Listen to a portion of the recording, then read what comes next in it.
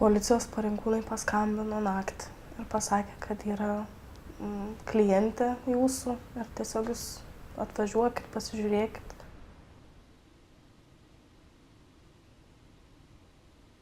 Moteris 18, vienas vyras 24-5, o kitas vyras 30 metų. Kai buvau susitikus mieste buvau susitikus savo gerą draugą, jam prisipažinau, papasakau, kad gal gali padėti. Ir tą vakarą, kai papasakau tam draugui, jis man išnuomavo viešbutį, pats išvažiavo į namus.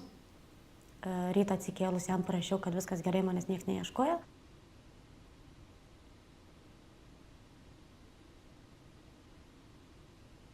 Tai buvo durys užrakintos, kad aš niekur neišeičiau ir būčiau tenai iki galo, kol, pažemins ten jau iki visko.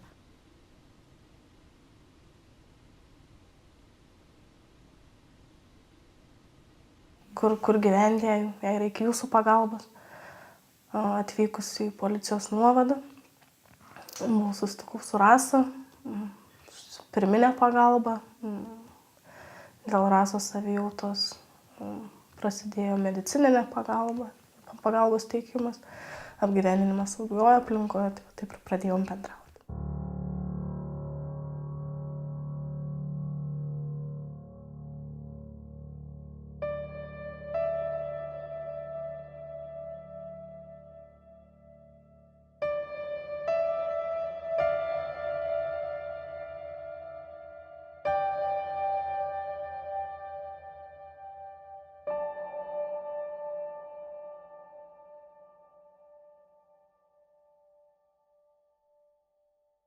In terms of our mission, how can we face the call to attack demand? How can we face the call to do something about demand in our world with the millions of people who are involved in the trafficking clandestine networks who desire only to be rich?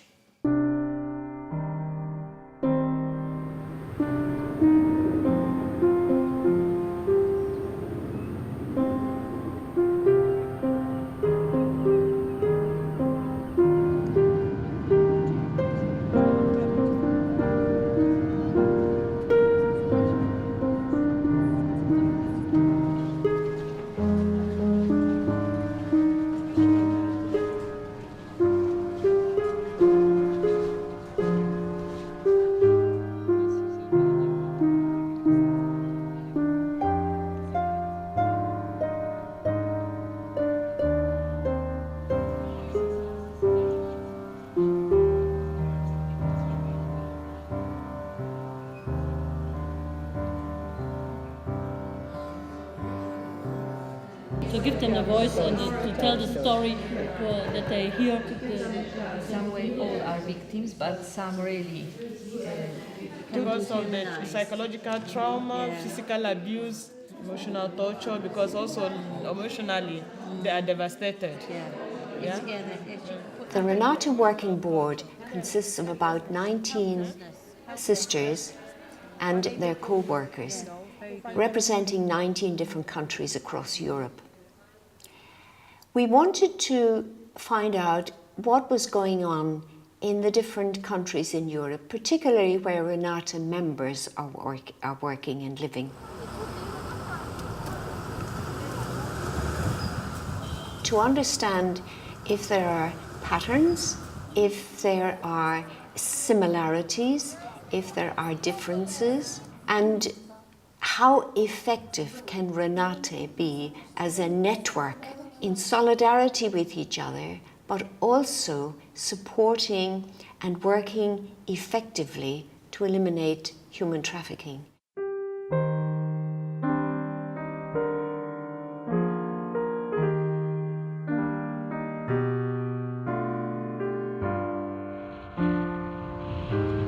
Trafficking was regarded as the problem of prostitutes who are not satisfied with their money.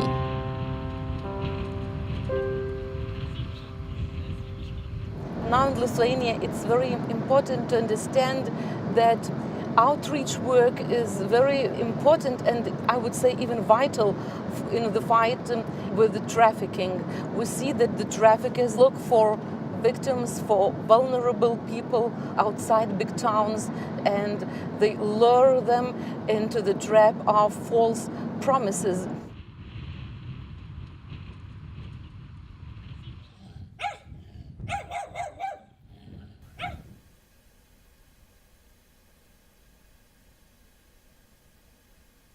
Iš pradžio šiaip su vienu draugavau, buvo viskas gerai, o paskui įsiskyriau su juo ir pradėjo man siūlyti tokius važiuojam į užsienį, ten padirbsi, visą kitą.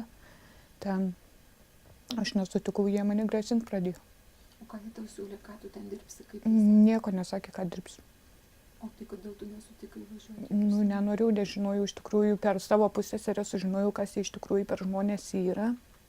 Ir kaip pasakė, kad iš Kuršėnų 5 merginas išvežė. Jie tavęs neapgintų? Vienas, tai labiausiai apgina mane. O kiti broliai, tai jie šaipos, tyčiojas, muša mane. O dėl ko jie taip elgėsi su tavimi?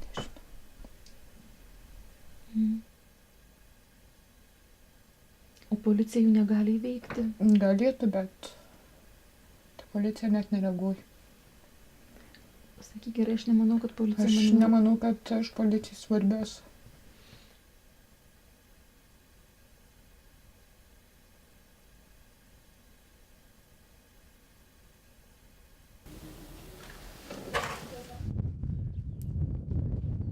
Choices here are really quite limited, and it's sad. It's not depending only on our program. In most cases, we see that the successful integration means that the community wants to accept these people. The community says, yes, these are our citizens. We want them to have normal life. This is not trash of the society. These are our people. And it seems that it's not so easy.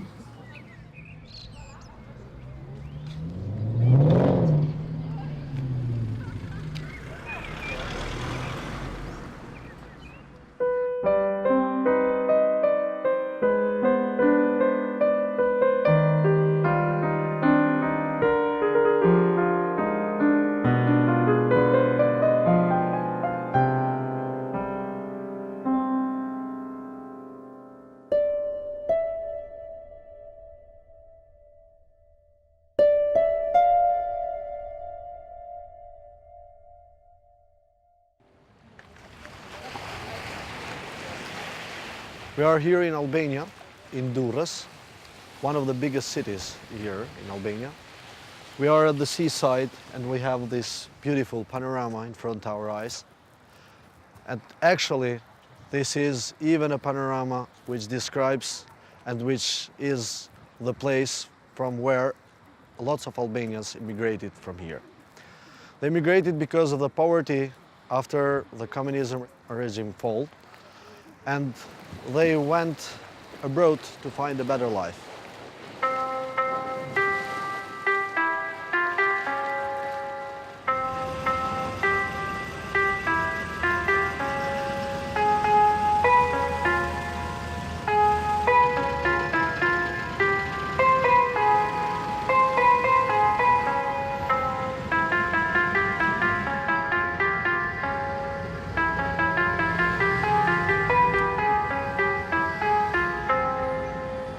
Now here we are going to the community center, Little Angels.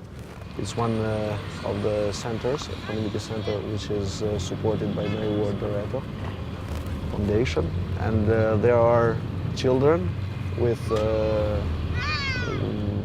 extremely poverty, and most of them are Roma and Egyptian.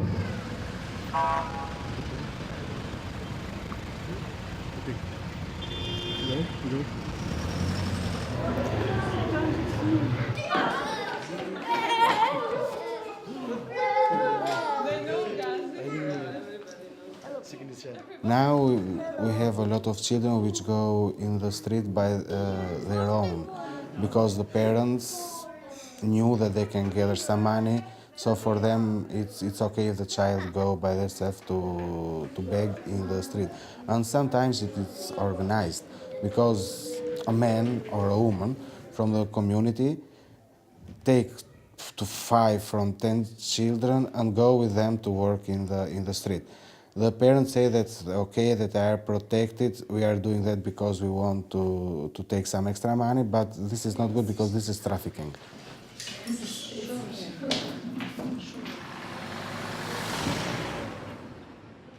We are demanding cheap goods, cheap clothes, cheap services.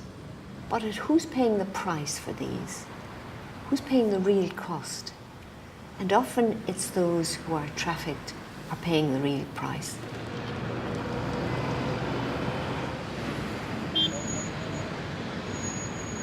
So we are in Tirana. This is our bagel shop. You can see even the logo in the window, New York Tirana Bagel Shop. And this is the only one bagel shop in Tirana, and this is the social business. Everything is prepared in the shop. We do have days that we have a lot of work. So we do have more than 50 bagels per day. In the morning, we start with this number. Then during the day, we see the clients, and we also are able to produce fresh ones. These girls, first, they didn't know anything. They didn't have any profession. So now they have a profession. They have a fixed salary. They are insured. And they can do something that no one can do in Tirana, not only in Tirana, but in the whole of Albania. And we are very proud of that. Our vision and our idea is to expand it. And if we will expand, it is also a chance for other women to be employed. And it will be even good for us, because this is our aim and this is our goal, to support the women in need, especially the women in need. Can you say what is it? On the vulnerable people.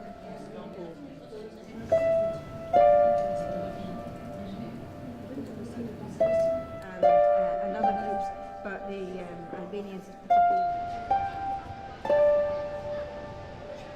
First of all, I think this is a big personal growth for me. And then this is the development of my horizons, it's for sure. In the sense of cooperation. When the venue is in a particular country, we get a cross-cultural experience of what it's like, what the human trafficking situation or the situation for women or for ordinary people is in the country. First of all, it is very important for me to build our relationships between us, to get to know each other, our work, and to support each other. It's very important work together for the clarification this situation for the woman victim, the trafficking victim. Many Western European countries are experiencing many trafficked Albanian women in their shelters, in their safe house, in their grassroots work. It's good to show them where this comes from, with another perspective of poverty, of corruption, and of a state that doesn't function very well. I think we're going to move from this conference into a completely new approach to our work. We're going to think out to mission, we're going to think big and wide, and we're going to think of the traffic victim and what we can really do working together right across Europe. I do believe that, yes.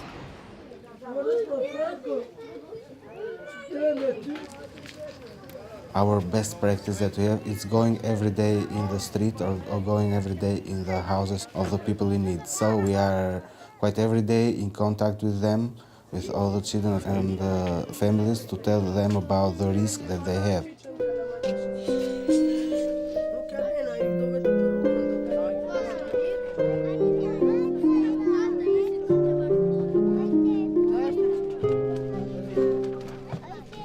They need first in a house to live, some assistance, some money, and food, and Ali. And school for children and everything for, because they are the next generation. Bye-bye! Bye-bye! Albania has been a country of origin for trafficking after the communism regime was fallen. So after 2000, that started identifying some of the new cases, and we saw that in that time it was, even because the situation was not so stabilized in economic or social or political aspects in the country, so of course this influence. In Albania there are like 95, 97, 100 new cases identified every year. And besides that, I will give to each of you one album, because through the support of UN Women, they are from 16 years old until 25. Yes. This is the average group. The pregnant woman. Do you have one? 18 years old. Yeah. Okay, good. So now we might go to the art therapy room, just for you that are filming. Please, no faces.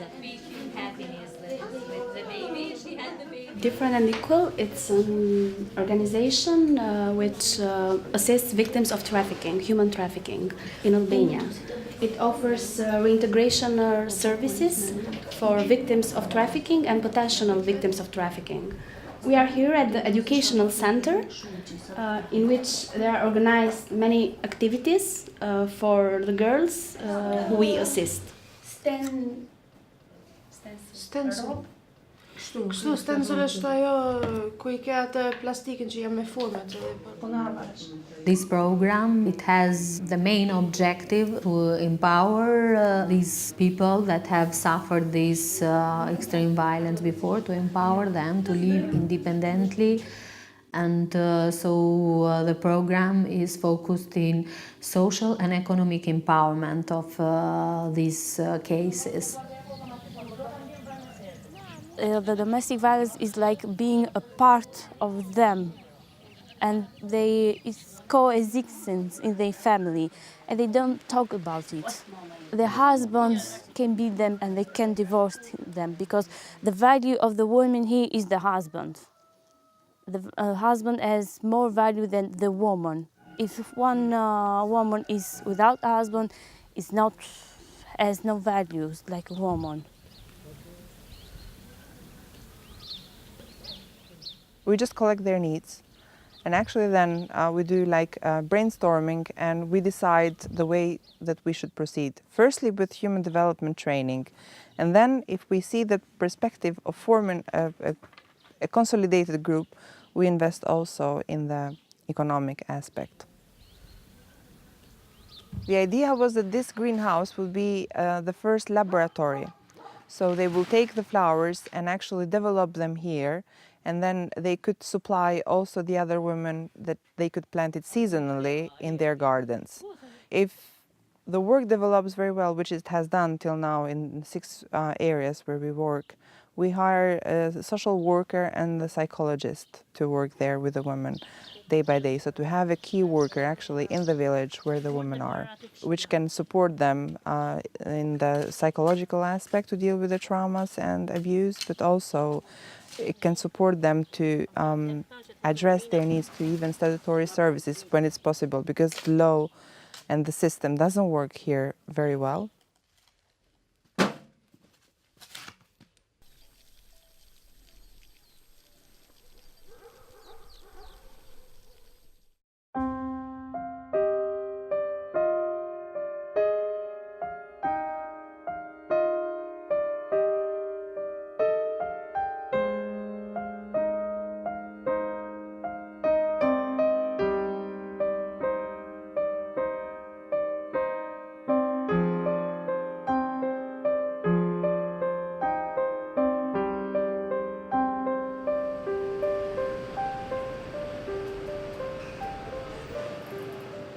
Well, there are different kinds of human trafficking, also in the Netherlands.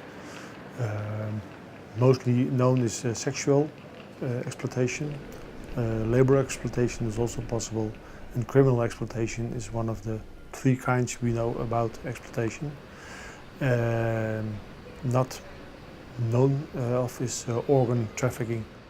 That a lot of people, when they think about human trafficking, they only think about sexual exploitation, but there are a lot of other forms. Most people don't even know that, like gypsies begging in the streets or stealing in the shops, that it also could be human trafficking. The victims come all over the world. If we look at the Netherlands, we see them from Asia, we see them from South Africa, we see them from Africa, South America, Eastern Europe, but also from Europe itself. Mainly half of the victims are even Dutch. The traffickers can be Dutch people, the traffickers can be from Albania, they can be from Poland, they can be from Romania, from anywhere.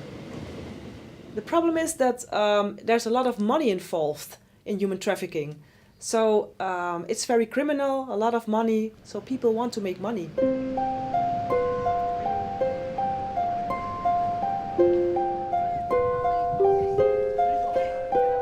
This is the very famous red light district of Amsterdam. This is where it starts, here surrounding the old church. So as you can see, many tourists are walking here.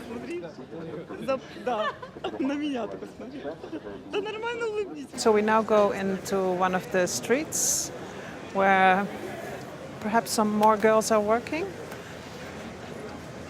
The city council is trying to get people out to make this more of a tourist attraction. Then you see here the room is for rent. So this here nobody is working now. I always get very angry and upset and well, and especially nowadays when you see all these bunches and bunches of tourists walking, it's even sadder, I think. Yeah, it's a tourist attraction nowadays.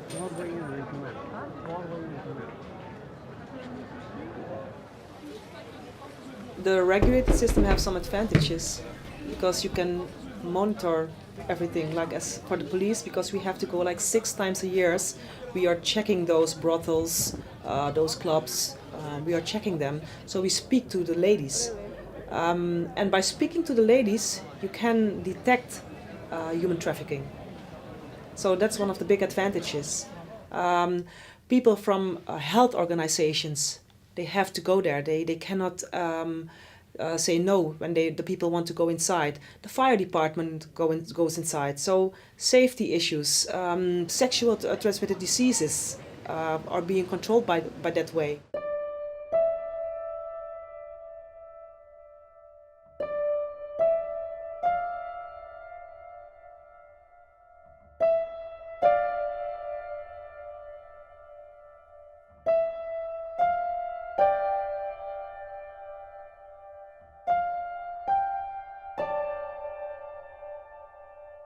Operators and experts to identify the victim during the reflection time. I know in the near future the German authorities told us that we will be informed in time if they will be sent back to operating in Canada. We have a case like this, lady is already in Canada. In Germany is very active, is very educated, and they are really trying to tackle the problem in a professional way. But you know, I had the feeling that they were really concerned. They mentioned many times, you know, the human aspect, the human person is in the middle. That's our main aim, is to protect the victims. That was quite impressive. And then was for me absolutely the high point of the day, the exchange of experiences. You know, when I heard them, especially, you know, because I'm also dealing with women from Nigeria, it was extremely enriching. My expectation is quite big because my work on the roads has a lot of Romanians each day. There are so many of them doing prostitution in Rome, and they are bringing the money. So I'm expecting to know more about the economic situation in Romania.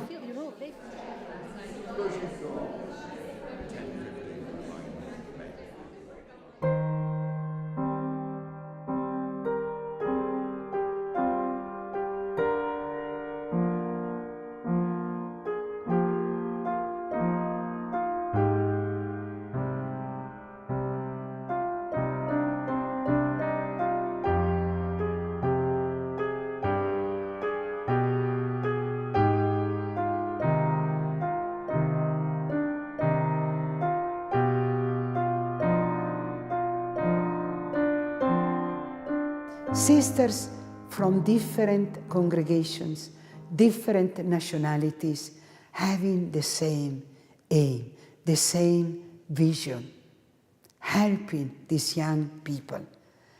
When we say now we can't do this because we are old, we have no sisters, we are few, that's not true. Let us put our poverties together. It becomes a great richness.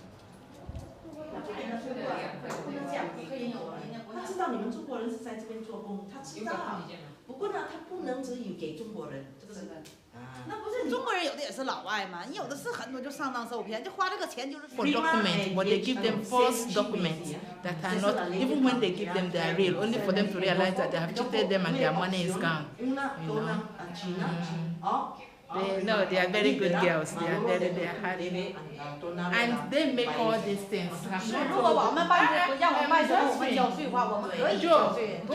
The men always give trouble. They fight. The police over the men's side find it very difficult to keep for a long period. Whereas the women, I mean, generally, they don't fight. They are okay, they are obedient.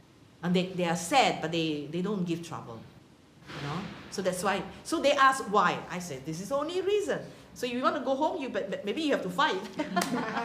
我说你要找得回去，你们要打架咯，要放火咯，好像他们这样咯。 Actually, we are calling this place Ponte Galleria. It's a center where young women who don't have documents to stay in Italy, where they are kept. Some of them are victims of labor trafficking. Some of them are victims of prostitution and trafficking. Well, we said they are all one form or the other of trafficking. The network helps you to be prudent, to be informed, to be aware, and to see together what can we do. If our founders or our foundresses were here today in Italy, where could we find them at night? Surely not sitting comfortably in front of the television. But we would have met them on the street, where these young people are living, are working in dehumanized conditions, are dying.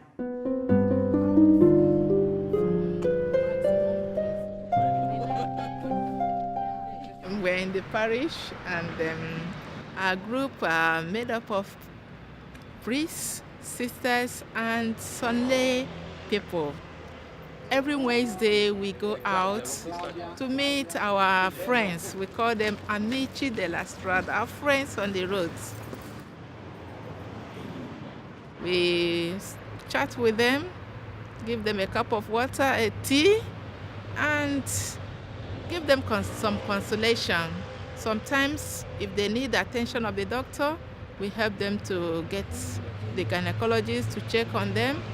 And we also chip in. How long are you going to remain on this road?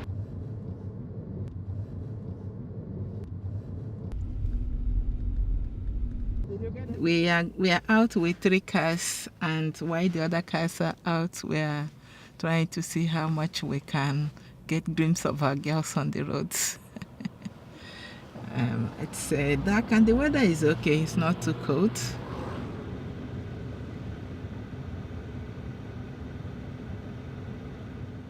If in Italy we have about 60, 70, 80,000 women on the street, it's because there are millions of people using them, searching for them, looking for them, using them, throwing them on the street.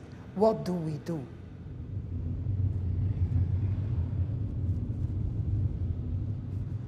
Cosa dice la strada a noi? Dice che c'è un dramma, c'è una povertà, perché queste ragazze vengono, come dire, irretite nel loro paese, perché scappano da situazioni di miseria, di povertà, dove la dignità della donna non viene valorizzata, riconosciuta. Quante ragazze, anche dall'Africa, non hanno studiato, sono state costrette già lì a fare servizi nelle case e magari i fratellini andare a scuola e loro perché donne, perché femmine non potevano andare a scuola.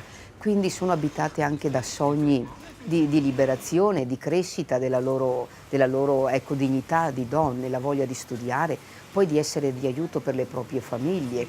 Sì, la prima sì. No. I'm going down to talk to them.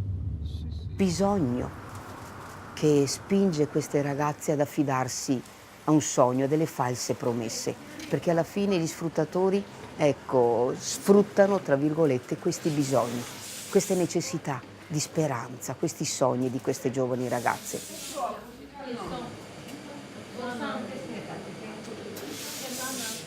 È bravissima!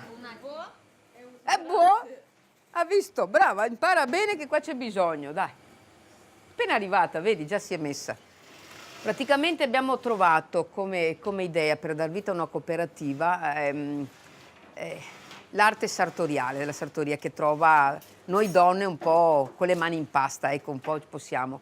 E abbiamo pensato a qualcosa che fosse un po' di originale specifico, lavorare stoffe africane, l'etnico, in modo che fosse anche una possibilità di incontro anche tra culture diverse. Ora in un territorio, una caserta, e lavorare queste stoffe voleva dire, e chi acquista poi questi prodotti vuol dire che apre il cuore anche alle diversità, all'incontro anche tra culture diverse, perché è chiaro che queste stoffe parlano già da sé, dicono culture diverse.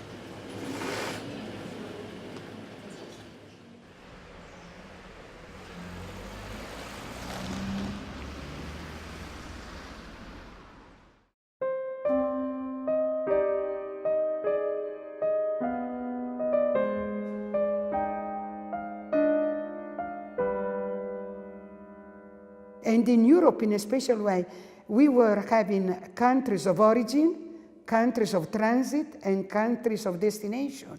So we really felt the need of joining together in order to be able to support one another, to respond with our own, in our own ways to this phenomenon.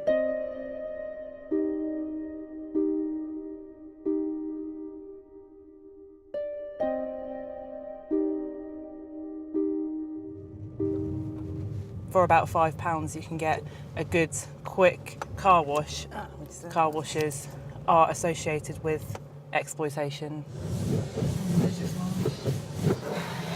And then sometimes you'd look at the behaviour between them, so who's the boss and who's instructing who.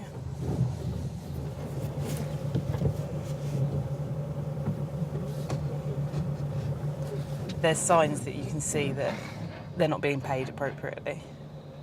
When you have £5 per car, when it works out the hours that they're open and the amount of money they're bringing in, that's quite a lot of workers to divide between the money that's earned with the rental, the materials, everything. So in many cases, the money they earn, even though it's very little in our eyes, it's more than they may earn in their countries of origin. So they're still being able to earn money.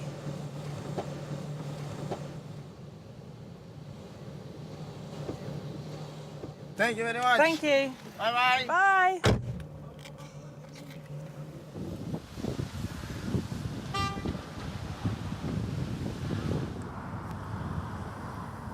The problem of human trafficking isn't a huge problem by way of scale and numbers, but it's more based on the vulnerability of a few people that are subject to human trafficking and potential exploitation by individuals across the city. And this isn't a matter just for Southampton. It shows itself through various cities across Hampshire, at the Isle of Wight, but right the way across the United Kingdom. You're making them all already? Yeah. Wow. I didn't decide to come here, but my family decided me to come here. When I got here, I didn't speak English, so I just tried to go find a Vietnamese guy, and I can ask them to help me. Some people is good, but a lot of people is bad, so I don't know which one is good.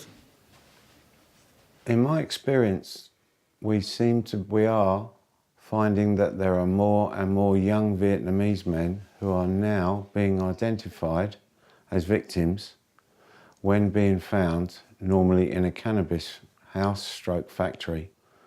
They may or may not know that the product they're growing is illegal, but they are controlled by an outside gang, generally, and they are told what to do. They may have had any identification papers taken from them, and probably been threatened, and their families are generally threatened as well back in Vietnam. So there is a controlling issue.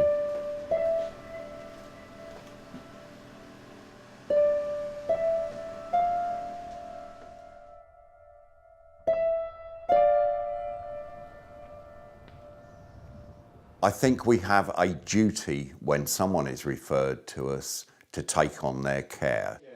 We become responsible for that person. Becoming responsible for that person must not be at the risk of disempowering them. So what we have to do is maintain their independence, their ability to make decisions, their ability to regain control of their life, and yet still hold a responsibility for ensuring that they are correctly dealt with, correctly treated, and empowered to move on. My brother came to pick me up and said there is a better life in the United Kingdom. I should come over. When I came, my brother did not give me my passport. He was holding my passport and said, if I obey him, everything will go fine. If I don't obey him, he will deport me to my country so that I will go and continue my suffering. He will introduce me to different people that will be giving me money. After my brother will go to work in the evening, he will call them to the house. But they were not giving me money. Actually, I think they were giving her the money on my behalf. I never knew it was prostitution.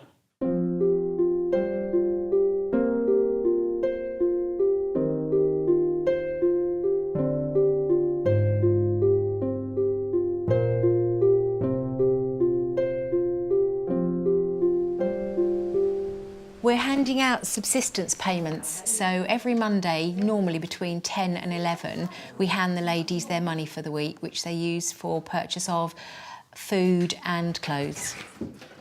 Hello. Do you have a good weekend? Yes. £2.40, lovely. Can you just sign for me? Yep. There you go. Thanks, darling.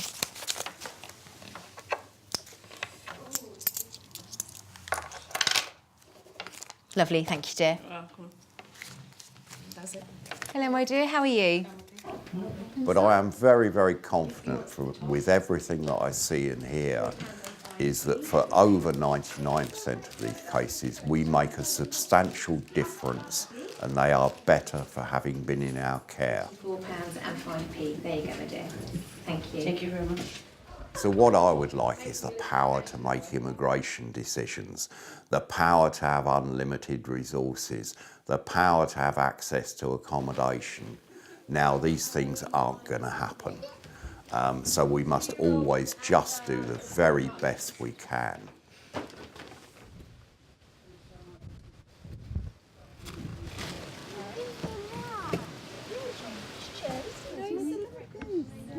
I know, she's a proper little girl now.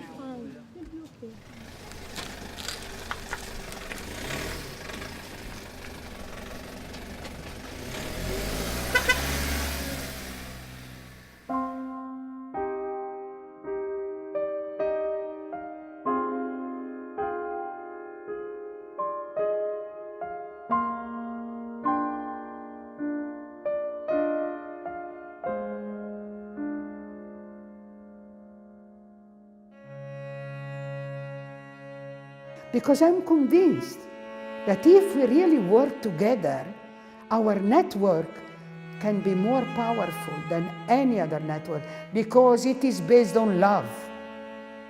It is based on human dignity. It's not based on prestige. It's not based on politics.